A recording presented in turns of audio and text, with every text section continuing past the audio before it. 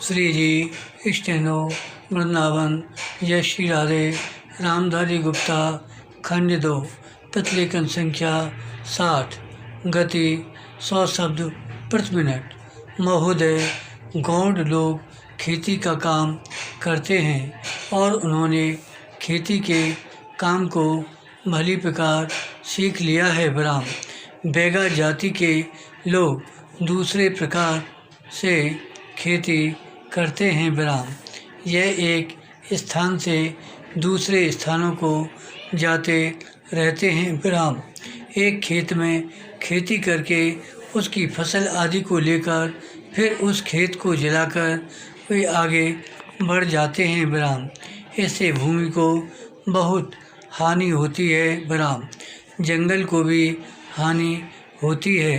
ब्राह्मण वे जितना परिश्रम करते हैं उसका उनको पूरा फल नहीं मिलता। ब्राह्मण सरकार ने उन लोगों को यह समझाने बुझाने का निश्चय किया है कि वे कहीं एक स्थान में रहकर खेतीबाड़ी करें तो उनको थोड़ी सी भूमि से ही अधिक अन्न प्राप्त हो सकता है और वे अधिक सुख से रह सकते हैं। ब्राह्मण आज सारे देश में खेती की उन्नति के लिए जहाँ तहाँ पानी का अभाव है वहाँ अधिक पानी पहुँचाने का प्रबंध किया जा रहा है। ब्राह्मण लोगों को गड्ढे खोदकर तथा उनमें कूड़ा कचरा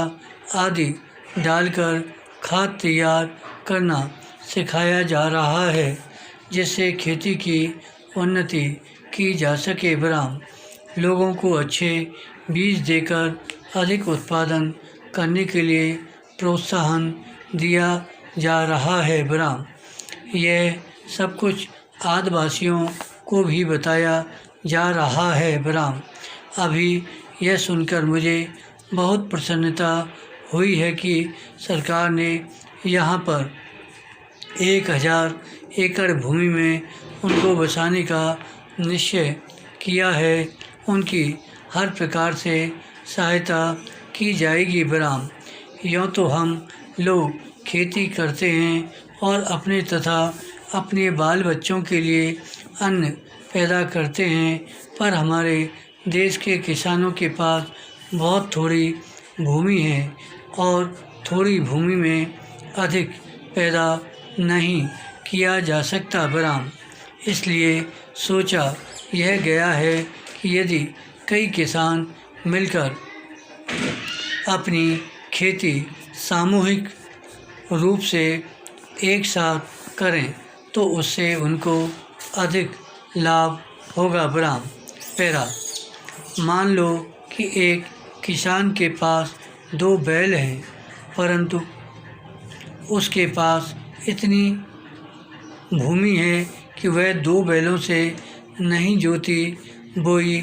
जा सकती। ब्राह्मण ऐसी स्थिति में उस भूमि में खेती पूरे रूप से नहीं हो सकती क्योंकि वह 4 बैल रख नहीं सकता और 2 बैलों से उसका काम पूरा नहीं होता। ब्राह्मण तो यदि 2 किसान परस्पर मिलजुल कर खेती करें तो उन सब की समस्या का समाधान हो जाता है। ब्राह्मण तो व्यक्ति मिलजुल कर खेती के आसपास पानी की भी व्यवस्था कर सकते हैं। ब्राह्मण इस प्रकार यदि कई आदमी मिलकर एक साथ खेती करें तो उनको खेती में व्यय भी कम करना पड़े और आय अधिक हो। ब्राह्मण इसलिए यहाँ सामूहिक रूप से खेती करने का प्रयास किया जा रहा है और यदि इसमें भली भांत सफल हुए तो इस चीज़ का औरों में भी प्रसार होगा और विशेषकर आदिवासी लोग जो अभी तक इस प्रकार खेती नहीं करते इस चीज़ को अधिक सरलता से सीख लेंगे और उसके अनुसार काम करेंगे, और यदि वे इस पद्धति को अपनाएंगे तो इससे उनको बहुत लाभ होगा। धन्यवाद। श्री हरदास।